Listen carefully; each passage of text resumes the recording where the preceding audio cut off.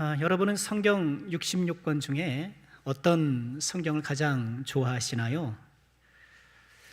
2020년에 GNM 글로벌 문화재단이라는 곳에서 기독교인들을 대상으로 설문조사를 했습니다. 66권의 성경 중에 어느 성경을 가장 좋아하느냐, 세 권의 성경을 답해 보세요. 이렇게 질문을 했는데요. 3위는 31.5%의 마태복음이 차지했고요. 2위는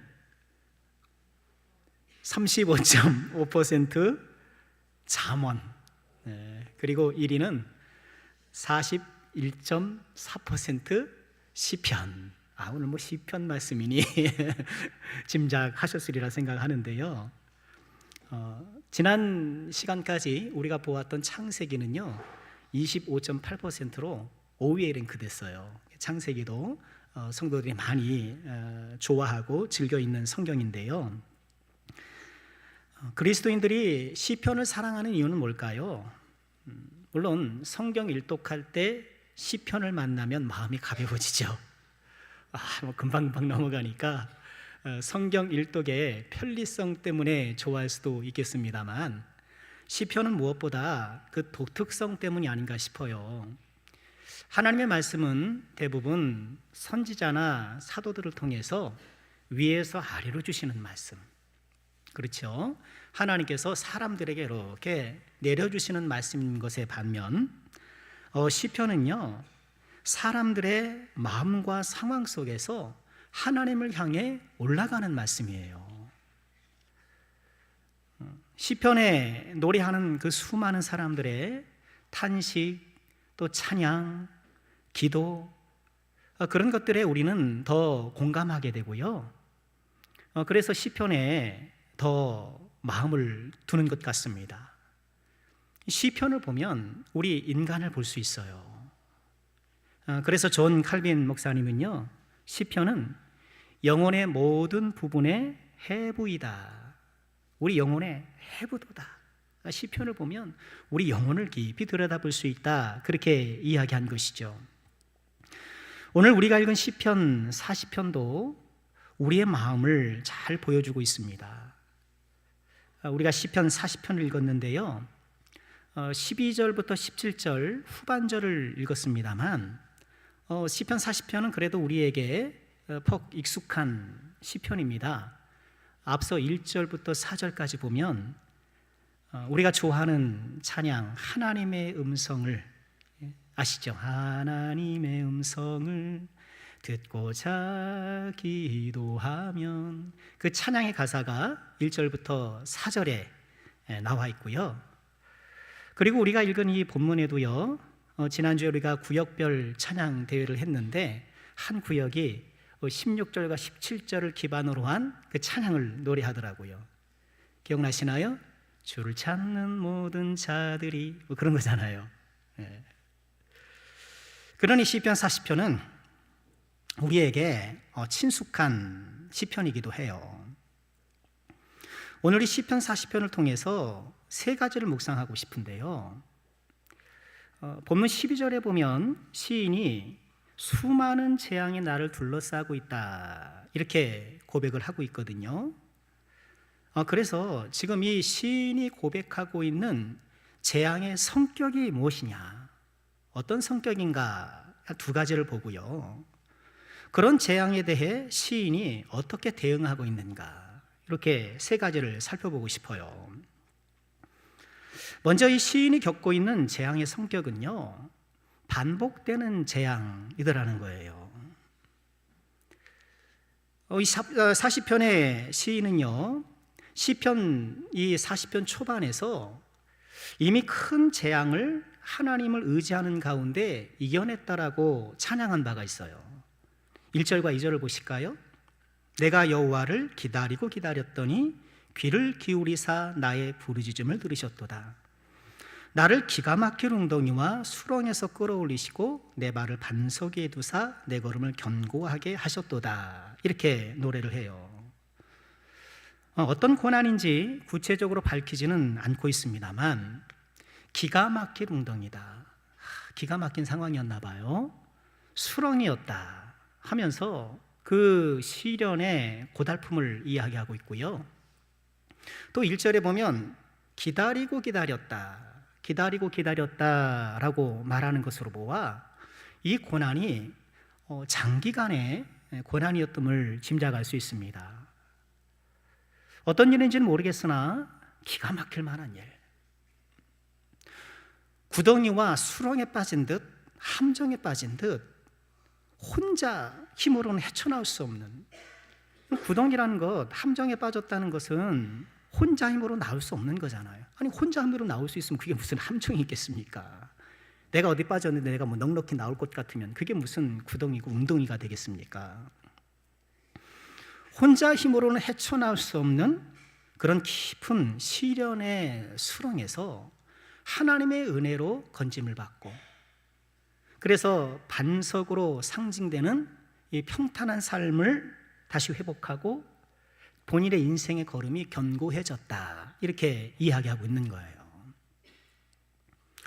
또한 이 시련 극복의 과정을 통해서 얻은 은혜의 교훈을 노래해요. 4절 보시면 여호와를 의지하고 교만한 자와 거짓에 치우치는 자를 돌아보지 아니하는 자는 복이 있도다. 그렇게 하나님을 의지하는 가운데 시련을 극복해 보니 그렇구나, 여호와를 의지하는 자는 복이 있구나, 하나님을 의지했더니만 이렇게 승리가 있구나, 그것을 깨달았던 거예요. 그러면서 5절엔 또 이렇게 찬양하지요. 여호와 나의 하나님이여, 주께서 행하신 기적이 많고. 아마도 이분은 수렁에서 나왔던 그 극복의 사건을 참 기적으로 그렇게 경험했던 것 같아요. 우리를 향하신 주의 생각도 많아 누구도 주와 견줄 수 없나이다. 앞서 1절에서 기다리고 기다렸더니 이렇게 오랫동안 고난 가운데 소망을 잃지 않고 하나님 바라보았는데, 그렇게 시간이 오래 걸린 것은 우리를 향한 하나님의 생각이 많아서 그렇다. 하나님께서 깊은 섭리와 하나님의 치밀한 계획으로 나를 인도해 주시기 때문에 그렇게 오랜 시간이 걸린 것이다, 그런 뜻을 함의하고 있는 것이죠. 나를 생각하는 주의 생각이 너무 많아서 오래되었다. 또 하나님의 그 은혜가 너무 많아서 셀 수도 없다 하면서 이 고난의 터널을 극복했던 자신의 교훈을 이렇게 노래하고 있는 거예요. 뿐만 아니라 시인은요, 이제 이런 은혜를 베풀어 주신 하나님 앞에서 올바른 삶을 살 것을 다짐합니다. 6절에 보면 주께서 내 귀를 통하여 내게 들려주시기를 제사와 예물을 기뻐하지 아니하시며 번제와 속죄제를 요구하지 아니하신다.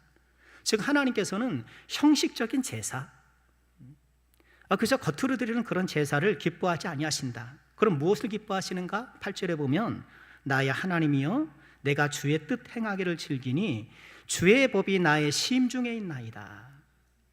이렇게 고난의 터널을 겪고 나서 그 시련을 이기고 나 보니까 하나님께서 나에게 원하시는 삶은 그저 예배드리고 그저 형식적으로 하는 것이 아니라 내 심중에 말씀을 두고 살아가는 것이구나.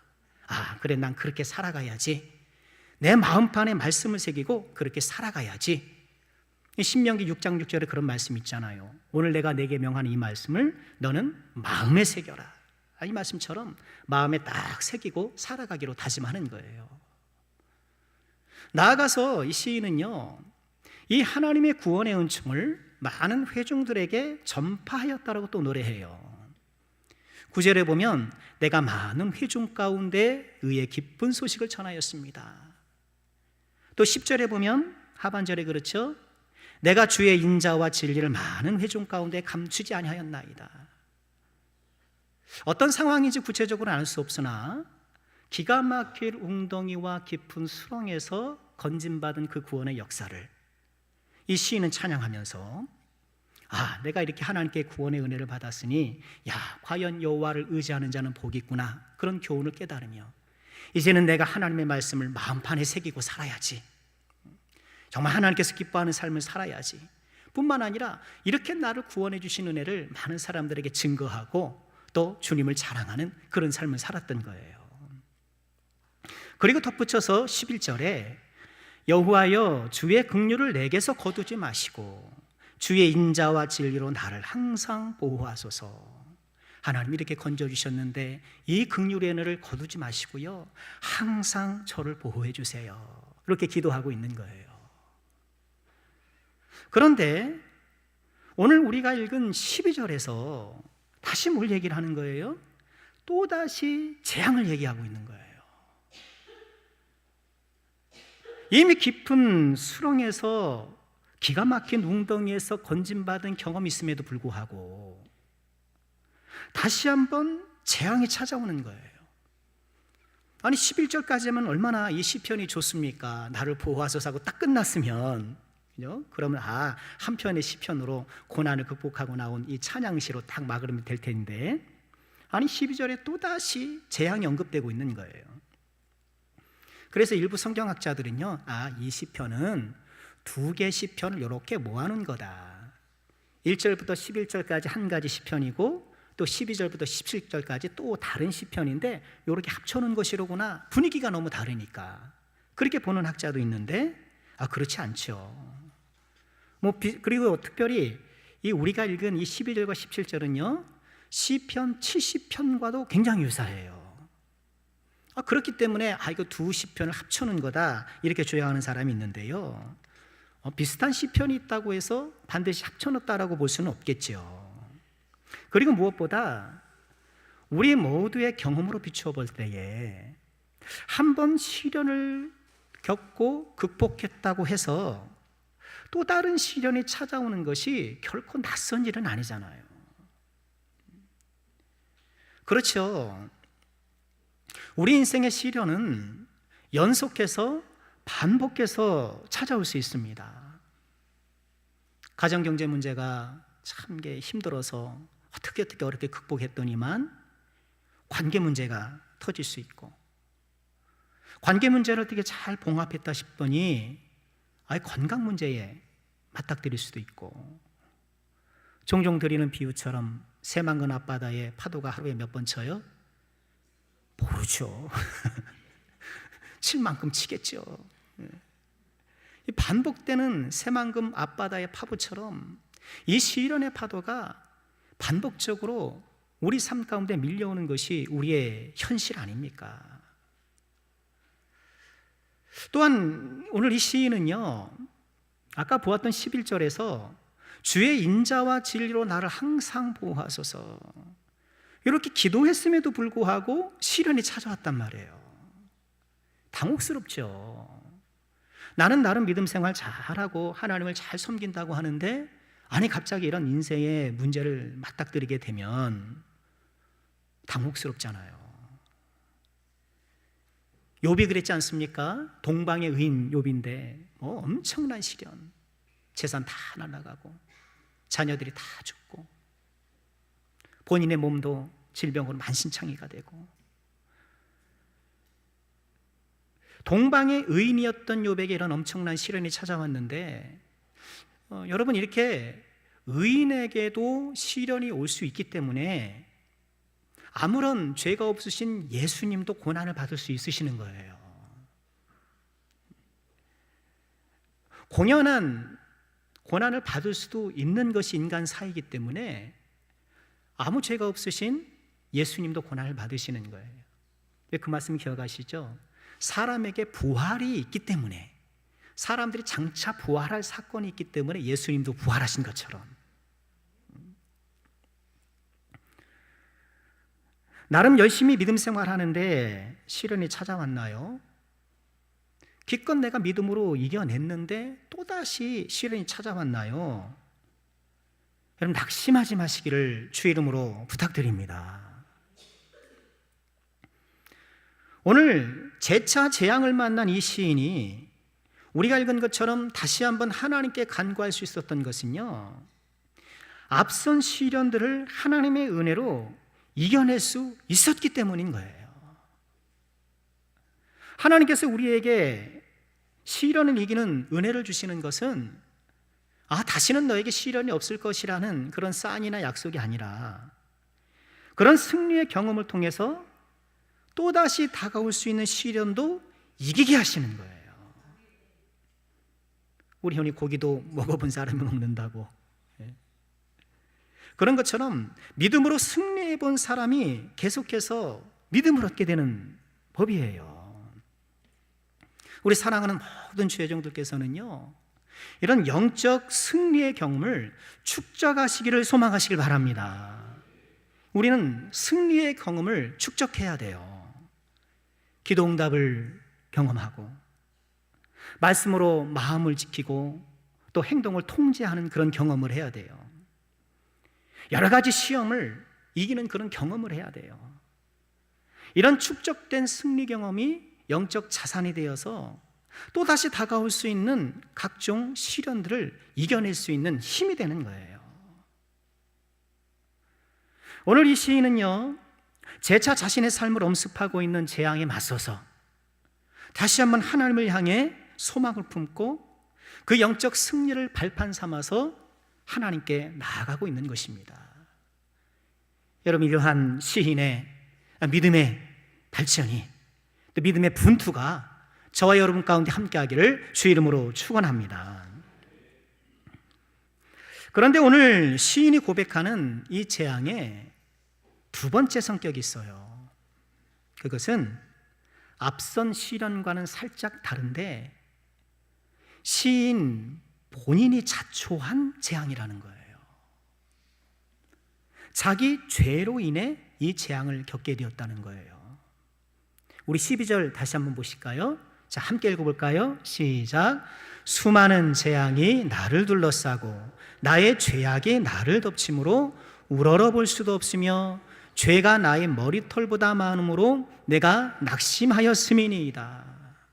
지금 재앙 때문에 고통스럽다고 얘기를 하는데 재앙이 나를 둘러쌌습니다 라고 얘기하면서 나의 죄악이 나를 덮쳤습니다. 죄가 나의 머리털보다 더 많습니다 하면서 지금 본인이 겪고 있는 재앙이 스스로의 죄악 때문, 스스로의 죄 때문이라고 말하고 있는 거예요. 그래서 내가 낙심하였습니다. 우리가 인생 가운데 경험하게 되는 많은 시련 가운데 우리를 더욱 낙심하게 하는 것은 그 시련의 단초를 스스로 제공할 때입니다. 자업자득의 재앙인 거예요. 내가 나의 재앙의 원인이 되니 더 뼈아픈 것이죠. 우리가 이 세상을 살아가며 맞닥뜨리는 시련은요, 이 오염된 세상 때문에 부득이하게 겪는 경우도 있지만 또 적지 않게 우리 스스로 자업자득적인 시련을 맞을 때가 있는 거예요. 내가 과도하게 욕심을 부려서 경제 문제에 봉착할 때가 있죠. 요즘 뭐 영끌영끌하지 않습니까? 영혼까지 끌어다가 내가 할 수 있는 모든 걸 끌어다가 이제 뭐 코인이 됐든 부동산이 됐든 막 거기다 영끌하는 거예요. 비투하는 거예요. 내가 할 수 있는 모든 대출을 동원해서 뭔가 내 인생을 한 방에 좀 역전해 보자, 뭐 그런 것 아니겠습니까? 이런 영끌과 비투로 인해서 뭐 하필 그렇게 또 잘 되면 또 얼마나 좋겠습니까만, 뭐 고금리 시대를 맞다 보니까 뭐 적지 않은 사람들이 좀 허덕이는 거예요. 오늘날 경제 상황이 투자와 투기의 경계가 모호해졌잖아요. 분명한 것은 우리가 과도한 욕심으로 영혼까지 끌어다가 이렇게 막 추구하는 것, 너무 과도하게 빚을 내면서 하는 것은 정말 우리가 조심해야 되고 자중해야 될 일이 아닐 수 없는 거예요. 인간관계 문제도 그렇지 않나요? 나의 부주의한 말 한마디 때문에, 나의 행동 어떤 것 때문에, 나의 판단 미스 때문에 다른 사람과의 관계가 금이 가는 거예요.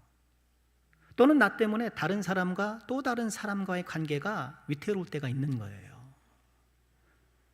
나의 이 미성숙한 인격 때문에 스스로 그런 인간관계의 문제를 촉발시키는 거예요.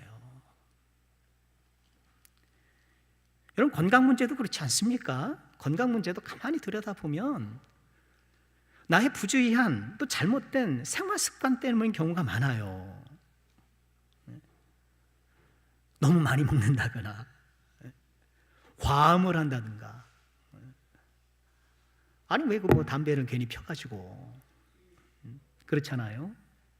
너무 일을 많이 한다든가 또 너무 운동을 많이 한다든가, 꼭 그런 건 아니지만 내가 평상시 잘못된 생활 습관 때문에 질병을 자초할 때가 있는 거예요.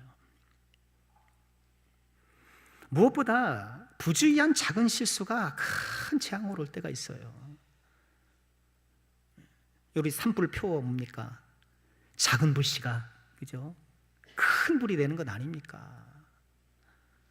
그때 내가 정말 조심했으면, 운전하다 깜빡 졸았고, 그죠? 내가 그때 좀 쉬어갔어야 되는데 괜히 무리해서,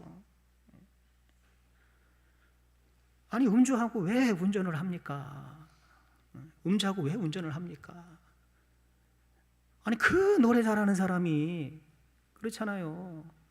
그 노래 잘하고 뭐 그냥 한번 이 콘서트만 열면 그냥 뭐 수십억 대의 수익이 발생하는 그런 사람이 뭐가 아쉬워서 술을 먹고 운전을 하느냐 말이에요. 얼마나 뼈저리게 후회하겠습니까? 얼마나 뼈저리게 후회. 내가 그 순간의 판단 미스 때문에 명예도 잃고 참 얼마나 본인이 안타깝겠습니까? 우리도 그렇잖아요. 순간의 작은 판단 미스 때문에 일을 그르칠 때가 적지 않은 거예요. 이런 자업자득적 실현을 해서 우리는 더욱 낙심하게 되는 것이죠. 원문에 따르면 마음이 쿵 떨어진 거예요. 마음이 탁 떨어질 때, 그런 실수를 저지르는 자기 자신이 부끄럽고 원망스러운 것이죠. 그래서 더 깊은 죄책감에 빠지기 쉽습니다. 그래, 지난 주일에 좋은 죄책감과 나쁜 죄책감을 말씀드렸는데,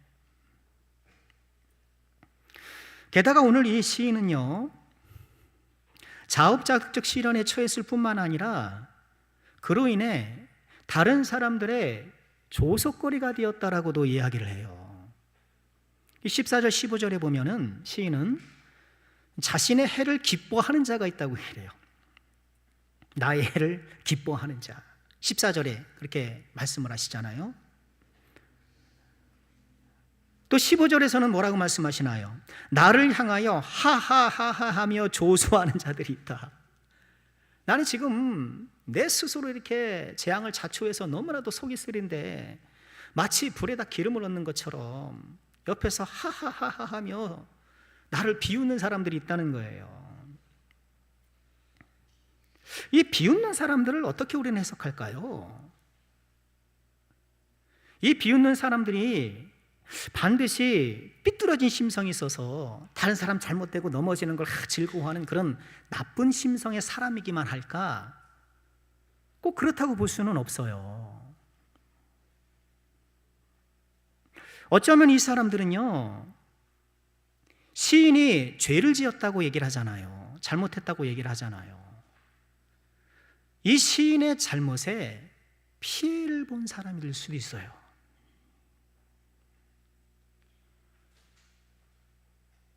그렇다면 이 시인의 실패를 보고 재앙을 보고 통쾌하게 여겼을 거예요.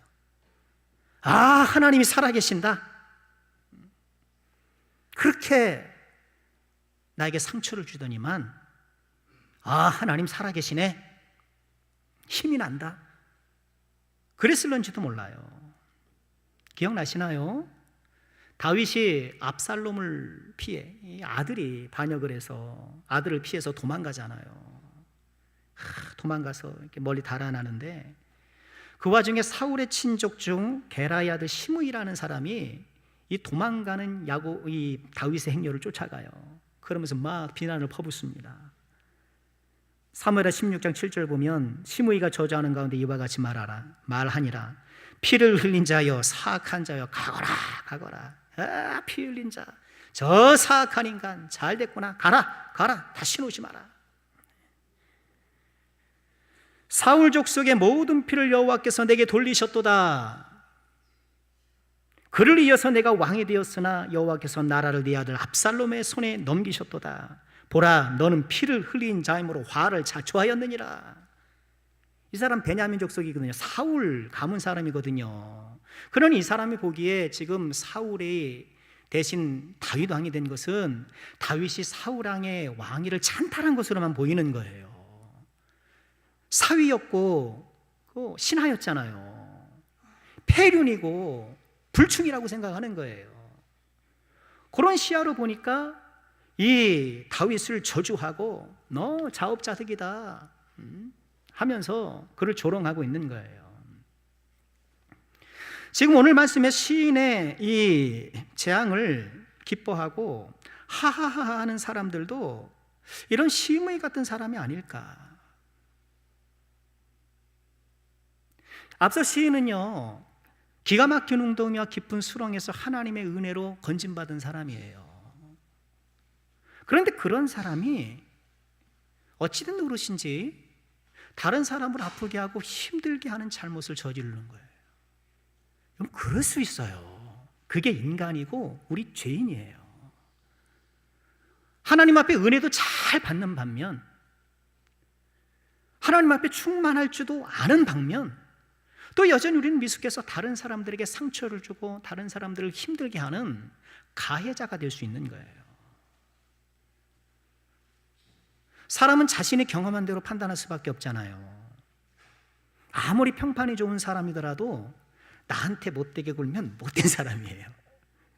그렇죠?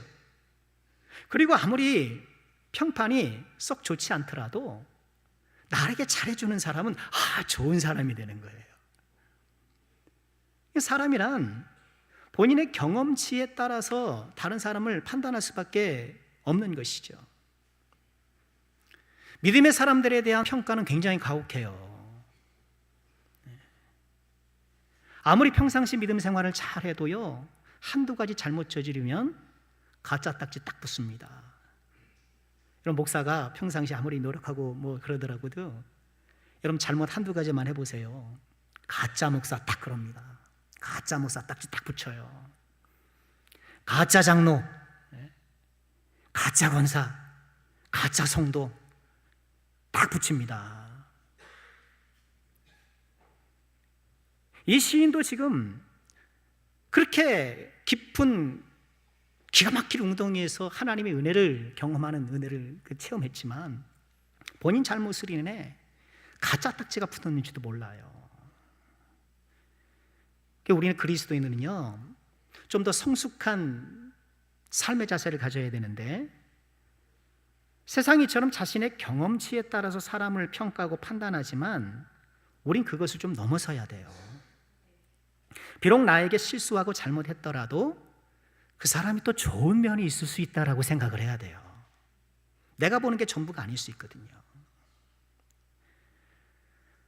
한두 가지로 그 사람의 모든 것을 판단하려고 하는 것은 굉장히 성급한 일이잖아요. 또한 우리는 나 자신도 언제나 가해자가 될 수 있다라는 생각을 해야 합니다. 본인이 몰라서 그렇지, 내가 몰라서 그렇지, 나의 말 때문에 또 나의 부주의한 행동 때문에 마음에 상처받고 시험에 드는 사람이 있을 수 있어요. 나 때문에 누군가는 밤잠을 못 잘 수 있어요. 혹시 이학진 목사 때문에 밤잠을 못 주무시는 분들이 계시다면 너그러 용서해 주시길 바랍니다. 분명 있을 거예요. 저의 말 한마디 때문에, 저의 부주의한 행동 때문에 말 한번 타겠고, 이것 가지고 말하기는 좀 그렇고, 그랬더니 마음에서 털어내기도 좀 그렇고 하면서 적지 않은 기간을 고민하는 분들이 있을 수 있는데, 우리 예수님의 사랑으로 너그러이 품어주시기를 부탁드리겠습니다. 오늘 이 시인의 쟁이처럼 자업자득적인 거예요. 그러니 더 죄책감이 있고 마음이 너무 힘든 거예요. 그런데 놀라운 반전은 무엇입니까? 이런 상황 가운데 자업자득적 재앙으로 스스로 낙심하고 주위 사람들의 수많은 비웃음을 한 몸 받고 있음에도 불구하고 이 사람이 여호와의 은총을 바라보는 거예요. 여러분, 이게 믿음인 거예요. 우리 13절 같이 읽어볼까요? 시작. 여호와여 은총을 베푸사 나를 구원하소서. 이런 상황에서 자기 잘못으로 스스로 불행해지고 재앙에 빠졌음에도 불구하고 여호와여 은총을 베풀어 주세요, 이렇게 하나님 앞에 나아가고 있는 거예요. 왜? 하나님만이 이런 어리석은 사람, 한 번 은혜 받았음에도 불구하고 자신의 잘못으로 재앙에 빠지는, 아니 그렇게 은혜를 체험하고 기가 막힌 궁동에서 일어났으면 본인이 말한 대로 말씀을 심중에 새기고 하나님의 보호심 아래 정말 믿음으로 정말 올바른 길을 걸어가야 되는데 그렇지 못하고 그런 은혜를 다 잊어버리고 스스로 재앙을 자초하는 어리석은 삶을 살아가는 이 사람. 그렇지만 그런 사람에게도 하나님은 여전히 마음을 열고 계시고 은혜를 베풀어 주신다는 것을 아는 거예요. 여러분, 이 사실을 꼭 기억하시길 바랍니다. 여러분, 세상은 그렇지 않아요. 자금의 대한민국은 더 그래요. 용서를 안 합니다. 한 번 죄인은 영원한 죄인으로 낙인 찍더라고요. 정의라는 이름으로, 공의라는 이름으로 한 번 죄인은 영원한 죄인이에요. 헤어날 방법이 없어요.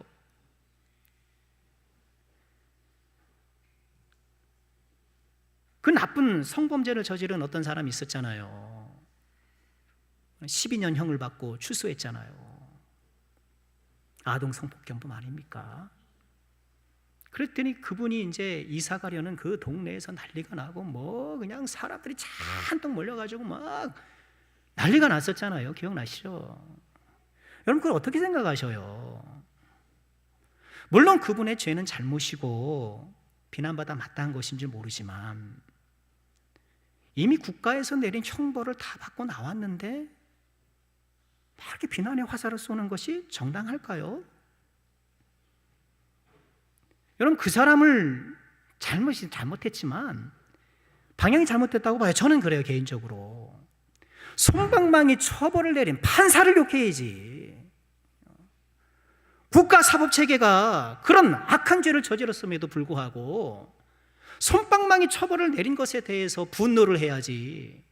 아니, 그 사람 입장에서는 그렇잖아요. 아니, 제가 형벌 다 받고 나왔는데 사회적으로 또 이렇게 사람들에게 판단을 받는 것. 여러분, 세상은 오해하지 마세요. 제가 뭐 그분을 두도하고 싶은 마음은 조금도 없어요. 스스로 자초해서 재앙에 빠진 우리들의 형편을 바라볼 때에, 그리고 사람들이 온갖 비난과 조소를 받는 이런 상황들을 생각해 볼 때에 이런 궁지에 몰린 사람의 유일한 소망은 우리 예수님밖에 없다라는 것을 우린 다시 한번 보게 되는 거예요. 우리 하나님은 스스로 자기 죄로 인해 재앙을 겪는 사람, 가해자가 되어서 한순간 다른 사람들에게 힘들게 했던, 그래서 수많은 사람들이 비난하고 그의 고통을 오히려 즐거워하는 그런 비난의 한중심에 있는 사람이라 하더라도 우리 주님께서는 그 사람을 긍휼히 여겨주시고 기꺼이 받아주신다는 거예요.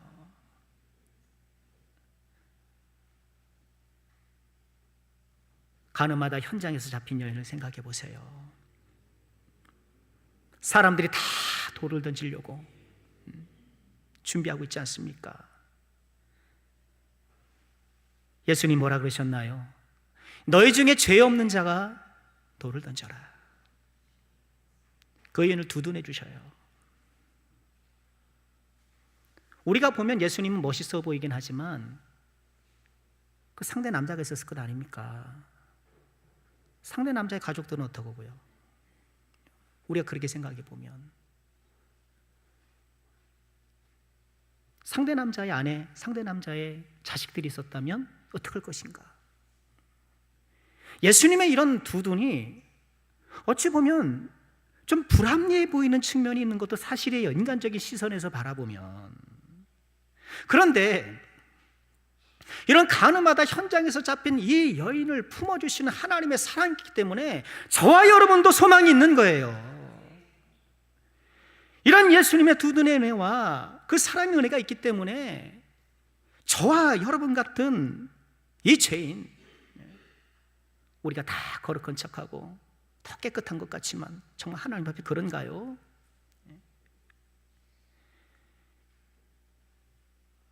우리 예수님께서는요, 세상의 온갖 비난을 한 몸에 받고 있는 그 가늠하다 현장에 잡힌 여인조차도 품어주시는 분. 사람들이 손가락질하고 돌팔매질해도 또 어떻게 보면 그렇게 당해도 싸잖아요. 그러잖아요. 당해도 싸잖아요. 그러나 하나님께서는 기꺼이 그를 품어주시고 은혜를 베풀어 주시는 것. 하나님의 은혜는 받을 자격이 없는 사람에게 주어지기 때문에 은혜인 거예요. 받을 자격이 있다고 생각하는 사람에게는 은혜가 더 이상 은혜가 아닌 것이죠. 우리 예수님 이 땅에 오셨을 때에 죄인들의 친구라는 별명을 얻으셨죠. 사회적으로 낙인 찍힌 사람들, 세리와 창기들, 이게 다 가해자들이에요. 뭐 세리가 뭐 청결하고 아주 뭐 정직한데 그렇게 비난을 받았겠습니까? 부정부패를 일삼고 강압적으로 세금을 걷어떴던 사람 아닙니까? 몸을 파는 사람들은 어떻고요? 사회적으로 죄인으로 낙인 찍힌 사람들, 이런 세리와 창기들의 오히려 친구가 되어주셨던 예수님. 그러면서 그들을 두둔하시면서 이렇게 말씀을 하셨죠. 예수께서 들으시고 그들에게 이르시되 건강한 자에게는 의사가 쓸데없고 병든 자에게라야 쓸데있느니라. 나는 의인을 부르러 온 것이 아니요 죄인을 부르러 왔노라. 모든 죄인, 저와 여러분 같은 모든 죄인의 정말 복음 아닙니까? 우리 주님이 오셔서 의인만 찾았다라면, 올바르게 사는 사람만 찾았다라면, 도덕적으로 흠이 없고 업적을 내는 그런 사람만 찾았다면 저와 여러분이 하나님 앞에 설 수 있겠습니까? 나는 의인을 찾으러 온 것이 아니라 죄인을 찾으러 왔노라. 건강한 사람에게는 응원이 쓸데없고 병든 자에게만 필요하느니라 라고 말씀하시면서 이 세상에 상처받은 모든 사람들, 부당하게 상처받았을 뿐만 아니라 내 속에 내라는 죄성 때문에 가해자가 되고 다른 사람들을 힘들게 하고 그래서 재앙을 자초했던, 불행을 스스로 끌고 오는 어리석은 사람들도 얼마든지 품어주시는 이 예수 그리스도의 사랑이 있기 때문에 저와 여러분이 소망을 얻는 거예요. 오늘 이 은혜 하나님을 바라보며 시인이 이렇게 노래하는 거예요. 주를 찾는 자는 다 주 안에서 즐거워하고 기뻐하게 하시며 주의 구원을 사랑하는 자는 항상 말하기를 여호와는 위대하시다 하게 하소서. 주를 찾는 모든 자들, 여러분 여기서 말하는 주를 찾는 모든 자는 어떤 자입니까? 자신의 죄로 말미암아 재앙을 자초하는 어리석은 사람, 자신의 부족함과 미혹함으로 다른 사람에게 해를 끼친 그런 가해자, 그런 사람들이 할지라도 주를 찾는 모든 자가 주 안에서 즐거움을 얻게 하리라. 여러분 놀라운 약속의 말씀이 아닐 수 없는 것이죠. 우리의 소망과 희망이 아닐 수 없는 것이죠. 이 하나님의 사랑이 우리를 향해 활짝 열려 있음을 기억하시길 바랍니다. 자신의 죄와 허물로 인해 가난하고 궁핍한 삶이 되었던 모든 연약한 인생들의 소망이 되시는 우리 여호와 아버지 하나님, 이 하나님이 주를 찾는 모든 자에게 즐거움과 기쁨을 회복하게 해준 줄 믿으시고, 이 은혜 하나님 앞에 우리의 죄를 고백하여 용서받고 자유함을 얻으며 여호와의 위대하심을 찬양하는 저 여러분 우리 모두가 될 수 있기를 주님의 이름으로 축원합니다.